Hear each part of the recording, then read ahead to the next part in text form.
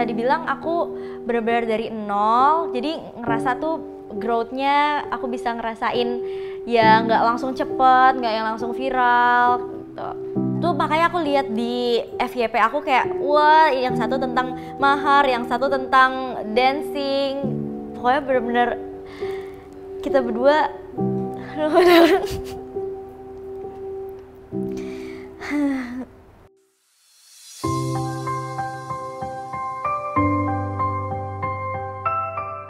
It's me, Nanda Arshinta.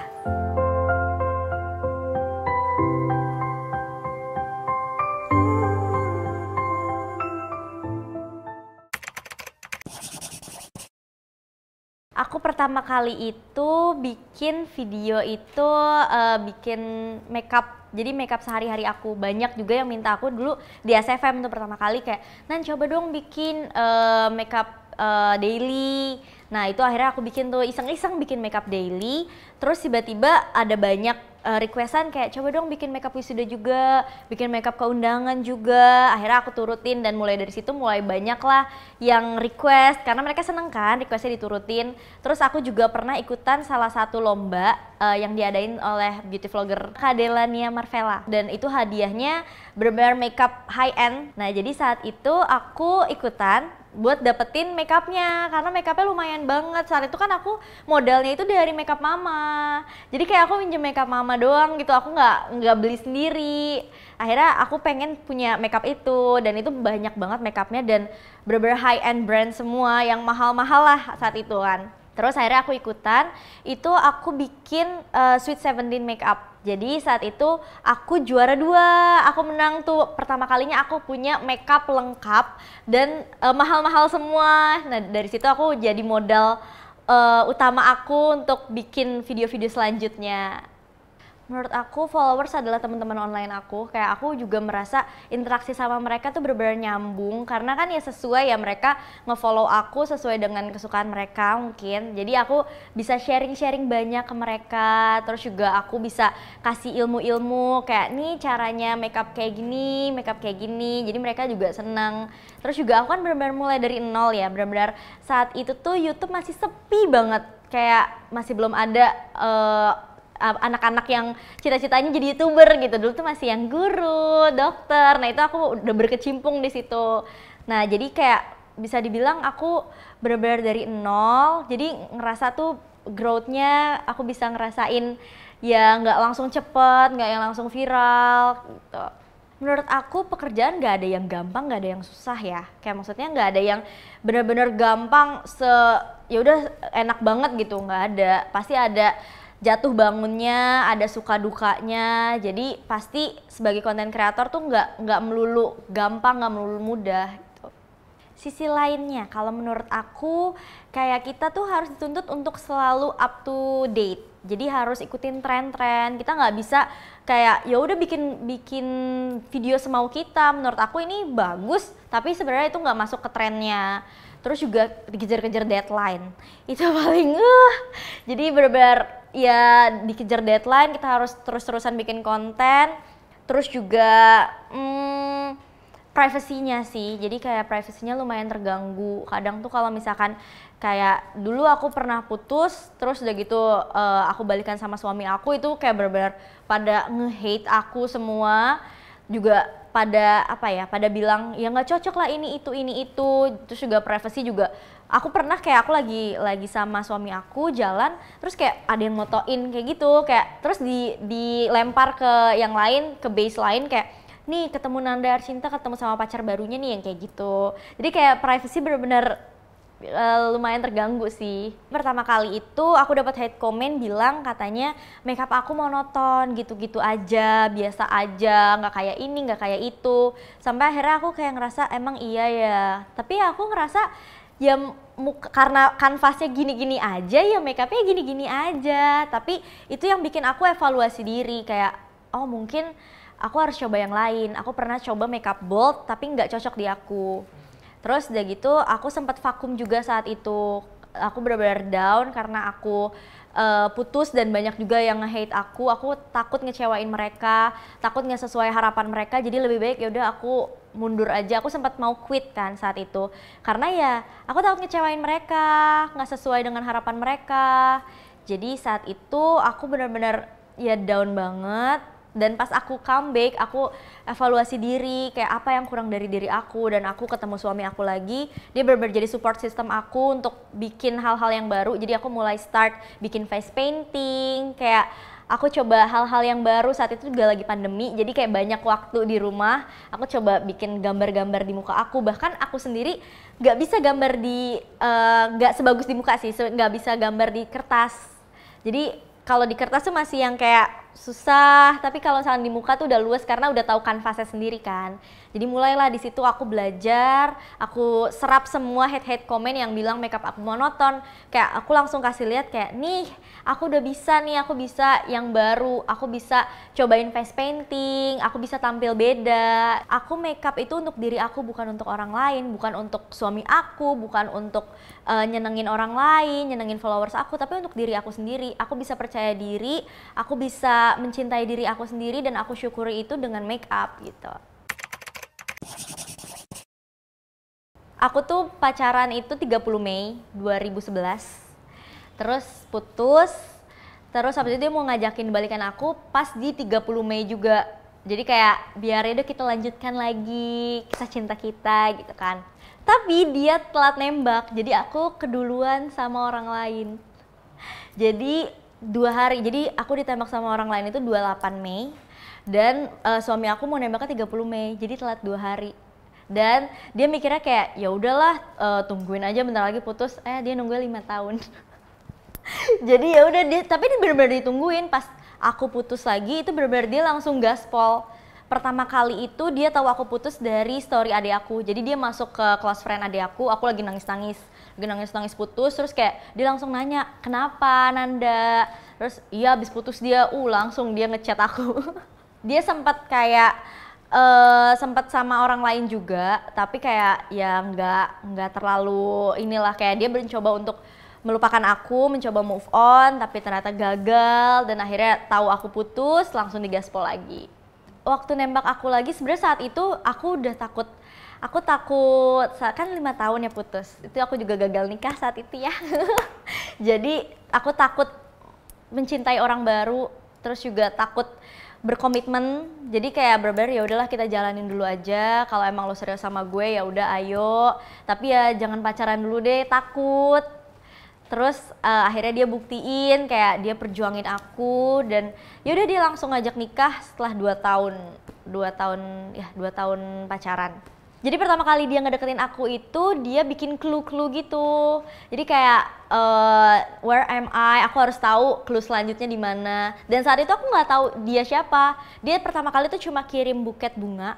Terus kayak dia ngasih clue pertama, terus aku harus ke tempat selanjutnya sampai akhirnya nyusun kayak suatu nama yang aku nggak bisa juga, tapi dia aku nanya ke dia, ini siapa sih yang ngirim, nggak tahu, nggak jelas nih, ada yang iniin, ada yang ngirim, dan terus tiba-tiba dia nyusun clue-nya itu jadi nama dia, dan aku tuh kaget banget saat itu, kayak wow, impressive. Kayak bener-bener ini cowok unik banget tuh kan, padahal aku juga udah kenal lama, tapi aku baru tahu dia bener-bener seniat itu, sedetail itu. Jadi kayak lumayan nambahin poin plus lah buat dia. Love language kita hampir mirip. Jadi yang pertama tuh quality time. Jadi kita sama-sama quality time-nya tuh tinggi. Terus yang kedua, kalau dia itu physical touch. Kalau aku words of affirmation. Nah, dia tuh bener-bener talk every single love language. Jadi bener-bener semuanya dia ada, dia punya. Bener-bener ya semuanya nge-treat aku bener-bener princess deh. Kayak quality time dia selalu ada buat aku, selalu ada waktu, kayak misalkan ketika aku butuh dia selalu nolongin aku. Terus juga physical touch, dia kayak kalau misalkan aku sedih selalu meluk. Terus juga selalu ngusap-ngusap aku. Bener-bener dia selalu nyebut aku cantik, selalu bilang aku cantik. Kayak bahkan dulu tuh aku nggak pernah dibilang cantik gitu. Kayak jadi pertama kali aku ketemu dia lagi, terus kayak dia bilang cantik banget lu Nan, kayak aku kayak kaget karena aku jarang dibilang cantik gitu loh. Jadi bener-bener words of affirmation dia bener-bener the best. Terus juga receiving gift, dia suka banget beliin aku kayak small things, kayak misalkan dia beliin aku oleh-oleh, terus juga tiba-tiba dia kasih aku surprise. Proposalnya itu saat itu aku diajak dinner, Valentine dinner, itu di Ritz-Carlton, yaitu saat itu aku masuk. Terus dia dekor, tapi dekornya nggak ada yang Will You Marry Me-nya, kayak cuma dekor biasa kayak wah keren banget. Terus akhirnya yuk, foto. Nah nggak taunya itu orang suruhan dia, jadi kayak foto-foto dia videoin. Terus kayak pas mau ganti gaya aku nengok dia udah berlutut depan aku kayak Will You Marry Me, kayak ceritain semuanya yang benar-benar mengharukan buat aku. Terus baru Will You Marry Me kayak Jadi waktu viral itu yang paling viralnya karena mahar ya. Mahar itu aku dapat mahar saham karena suami aku emang kerjanya bikin kelas tentang saham, terus juga investor saham juga. Nah terus sama father daughter dance, jadi sama papa aku tuh, itu bener-bener viral banget dua itu tuh. Nah tuh makanya aku lihat di FYP aku kayak wah yang satu tentang mahar, yang satu tentang dancing, terus juga ada aku sempat bikin transisi juga dan itu aku viral juga saat itu. Aku nggak expect sama sekali sih karena menurut aku emang bikin wedding dream menurut aku, dan alhamdulillah saat itu tuh semuanya tercapai. Kayak aku pengen ada papa aku tercapai, terus juga aku pengen ya yang fairy tale itu semuanya tercapai. Jadi ya alhamdulillah saat itu aku ngerasa juga pernikahan aku dimudahkan juga. Jadi aku seneng, dan pas lihat komen-komen positif dari teman-teman aku, dari netizen juga, dari followers aku seneng banget karena sebelumnya aku pernah di-hate kan.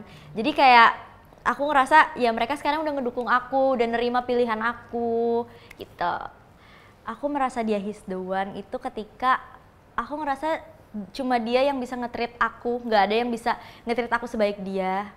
Dia yang selalu sabar dan dia bisa berubah aku menjadi lebih baik. Dia support system terbesar aku saat ini. Kayak ketika aku down, ketika aku ngerasa insecure, ketika aku ngerasa sedih, dia selalu ada buat aku, selalu nyemangatin aku. Dan aku bisa ngerasa aku gak bakal pernah berhenti cinta sama dia. Ketika aku tahu itu semua, kayak ya I know he's the one. Dan aku ngerasa beruntung banget sih, kayak ya dari semua kehilangan, semua yang pergi dari aku dan digantikan sama dia lagi, itu aku ngerasa bener everything happens for a reason. Jadi kayak aku ketemu dia lagi tuh ya ternyata ini alasannya, alasan sedih-sedih aku dulu digantikan sama dia gitu.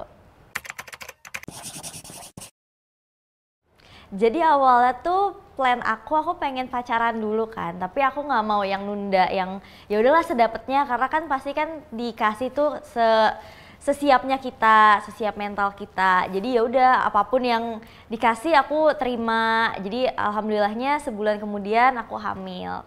Kalau dulu aku pertama kali tuh setelah tes pack itu aku taruh di kayak paket gitu, terus aku bikin video tuh waktu itu, kayak aku kasih lihat kayak aku pura-pura marah yang kayak ih nyebelin banget sih, itu suami aku lagi di luar. Terus kayak tiba-tiba dia langsung datang, kenapa? Dia langsung panik kan. Terus aku bilang ini aku salah paketnya, ini masa dikirimnya ini. Terus kayak kenapa? Pas dilihat terus kayak dia lama tuh ngehnya, ini apaan? Mungkin kayak nggak pernah lihat tes pack kali ya. Jadi kayak ini apaan? Terus kayak dia langsung ngeliat tuh kan ada tulisan pregnant. Jadi kayak bener-bener dia emosional, yang bener-bener kaget, bener-bener yang dia langsung meluk aku, ini beneran, yang kayak gitu. Dia ngiranya tuh ini bercanda, ini beneran gak sih, kayak gitu. Aku waktu pertama kali hamil kan aku ada gender reveal, jadi selama 6 bulan itu aku nggak tahu anak aku gendernya tuh apa. Nah jadi waktu itu tuh pada nyangkanya aku hamil anak cowok. Jadi bener-bener mama aku, papa aku, bener-bener semua keluarga teman-teman aku tuh ngiranya aku hamil anak cowok. Dan saat itu kan mungkin banyak juga ya yang pengen anak pertama tuh cowok, terus anak kedua cewek, banyak yang planning seperti itu. Sampai akhirnya aku gender reveal dan katanya cewek itu aku seneng banget, entah kenapa kayak aku punya mainan buat didandan-dandanin gitu. Jadi kayak pas aku dapet cewek tuh kayak seneng bener-bener, wah aku punya temen buat makeup-makeupan, buat dandan-dandanan, buat belanja, fashion segala macam.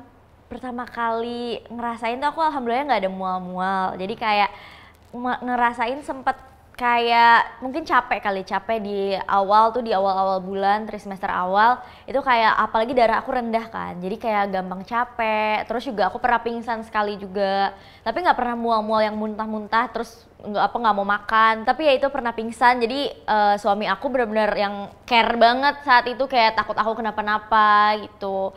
Dan setelah itu 4 bulan 6 bulan udah ngerasa ada yang nendang-nendang, itu bener-bener kayak emosionalnya kayak ini ada yang hidup dalam tubuh aku. Terus kayak suami aku juga tiap malam selalu ngajak ngobrol kayak halo sayang, itu waktu itu belum nyiapin nama, jadi kayak halo sayang kita bentar lagi ketemu, yang benar-benar tiap malam diajakin ngobrol. Terus juga kita selalu dengerin murajaah, muratal, terus juga di ngajiin juga. Jadi benar-benar emosionalnya tuh kayak aku ngerasa aku belum ketemu dia tapi udah benar-benar sayang gitu sama anak yang ada di dalam tubuh aku ini. Ngidamnya, jujur aku ngidamnya pengen megang salju, pegang salju, kayak benar-benar nyusahin. Jadi aku bilang ke suami aku kayak aku pengen winter, aku pengen megang salju. Terus udah gitu akhirnya yaudah waktu itu kita ke Swiss. Terus yaudah akhirnya beneran tuh megang salju. Dan terus aku pengen kan saat itu aku belum tahu kan anak aku gendernya. Terus aku bilang kayak ketika ini kalau misalkan ini anaknya cewek, aku pengen ngelihat aurora. Aku pengen ngelihat aurora borealis, kayak cantik banget kan, dari dulu itu salah satu wishlist aku. Dan akhirnya pas abis kita dari Swiss kita ke Finland dan berhasil lihat aurora. Dan aurora itu tuh sebenarnya kan fenomena alam ya, jadi kayak nggak terus-terusan ada tiap malam. Dan pas pertama kali aku ke Finland itu aku ngeliat dan itu cantik banget. Aku minta sama suami aku kan kayak aku mau lihat aurora karena aku mau namain anaknya Aurora. Terus kayak kesampean, jadi kayak bener-bener blessings banget buat aku bisa ngeliat aurora secara langsung, makanya aku kasih nama anak aku Aurora juga. Nama panjangnya Nadeline Aurora Shizana Mira Dreanda. 33 huruf juga, sesuai sama mama aku kan juga ngasih nama aku. Namanya Nadeline itu dari bahasa Inggris, itu artinya kaya dan suka memberi rezeki. Jadi harapan aku ketika dia sudah besar nanti, dia akan selalu membagikan rezeki kepada orang-orang di sekitarnya, selalu membahagiakan orang-orang di sekitarnya, pokoknya selalu memberikan keberkahan. Nah terus Aurora itu karena aku ngidam ngeliat Aurora dan kesampean, jadi aku kasih namanya Aurora. Terus Shizana Mira itu artinya putri pertama yang cantik seperti bidadari. Dan Dreanda itu gabungan nama aku dan suami aku. Dreanda itu Ardian dan Nanda, Dream of Ardian and Nanda. Jadi karena kita pas SMP tuh udah yang kayak mikirin kalau kita nikah gimana ya, yang kayak gitu. Dan alhamdulillahnya kesampaian, jadi kita namain Dreanda, Dream, Ardia, and Nanda. Jadi tuh awalnya aku benar-benar ikhtiar untuk lahir normal. Jadi lahir per vaginam, itu kita benar-benar pas 7 bulan sama 8 bulan itu kita benar-benar yoga, terus tiap pagi berenang, pokoknya senam hamil, terus juga jogging, benar-benar biar anaknya tuh ke bawah, madep bawah gitu, nggak sungsang gitu kan. Pokoknya bener-bener kita ikhtiar, kita usahain yang kita bisa. Terus sebenarnya tuh dari awal dokter aku tuh udah bilang kamu kayaknya nggak bisa normal karena kamu darah rendah. Takutnya nanti anak kamu kenapa-napa atau kamunya nggak kuat ngeden. Jadi lebih baik udah sesar aja. Tapi aku percaya aku bisa. Suami aku pun kayak bilang kayak kamu bisa kok, pasti kamu bisa. Dan kita udah usahain terbaik mungkin sampai akhirnya kita juga udah sempat akupuntur buat biar ada kontraksi. Terus besoknya tuh langsung kontraksi setelah itu kayak 2 hari 2 malam aku nggak tidur karena itu kontraksinya parah banget, sakit banget. Terus pas udah bukan kelima itu dokter tiba-tiba masuk bilang katanya ini kalau misalkan dipaksain normal ini kemungkinannya cuma 20% untuk ibu dan bayi selamat. Itu aku udah lemes banget karena aku udah nggak bisa, aku pun udah capek kali ya 2 hari 2 malam nggak tidur, bener-bener ya udah suami aku cuma pijitin, terus juga gosok-gosok pakai kain jarik. Itu bener-bener emosional banget karena aku langsung yang kayak drop, kayak ini gimana. Suami aku pun yang kayak harus nentuin kan saat itu juga, nggak bisa yang kayak paksain yaudah kamu harus normal, kamu pasti bisa, kata aku kan kemarin kamu bisa, kamu udah usahain ini itu, yang terpenting tuh kita udah kasih yang terbaik. Akhirnya kita lakuin sesar, dan ya alhamdulillah yang terpenting ya ibu dan bayinya selamat, alhamdulillah anak aku juga selamat, sehat, lengkap semuanya. Banyak banget ya, kayak sebagai ibu tuh kayak syukurnya yang gak akan ada habisnya. Karena capeknya bener-bener pasti lelahnya ada, tapi ketika ngelihat anak senyum tuh ya udah semua yang terpenting tuh anak bahagia. Pokoknya pasti endingnya tuh kebahagiaan anak. Kita tuh ada semua dari mulai hamil, terus juga melahirkan. Pokoknya ngurus anak itu ada capeknya, ada air mata. Tapi ketika ngelihat senyum dia, anaknya bahagia, anaknya sehat, itu benar-benar berkah banget sih buat kita berdua. Harapan aku buat anak aku, ya, ya semoga kamu bahagia selalu. Jangan pernah patah semangat, jangan pernah sedih karena ya ada Mamina, ada Papia di sini yang akan selalu dukung kamu apapun. Kita akan terima semua kekurangan kamu, kita akan selalu support semua pilihan kamu yang terbaik buat kamu karena Mamina sama Papia sayang banget sama kamu. Setiap malam kita selalu doain semoga kamu tumbuh menjadi anak yang sehat, anak yang bahagia, anak yang pokoknya benar-benar kita berdua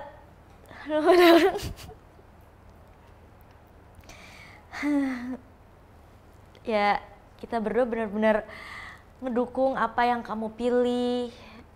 Jadi jangan pernah sedih dan ya semoga Mamina sama Papia panjang umur biar bisa lihat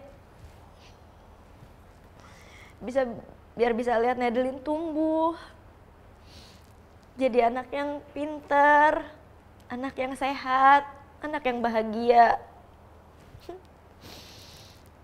Ya itu sih. Aku sih udah apa ya, aku selalu berusaha untuk jadi ibu yang manusiawi, kayak karena aku nggak mau jadi ibu yang sempurna, karena ketika aku menjadi ibu yang sempurna, ketika anak akan ngecewain kita, itu kita akan sedih, kita akan marah. Kayak ya aku udah berusaha sesempurna itu jadi ibu kamu, tapi kamu malah ngecewain. Karena ya pasti anak akan ngecewain kita. Aku pun udah siap ketika anak mengecewakan, anak seperti apa, aku udah terima gitu loh. Aku udah siap. Jadi yang terpenting adalah menjadi ibu yang manusiawi.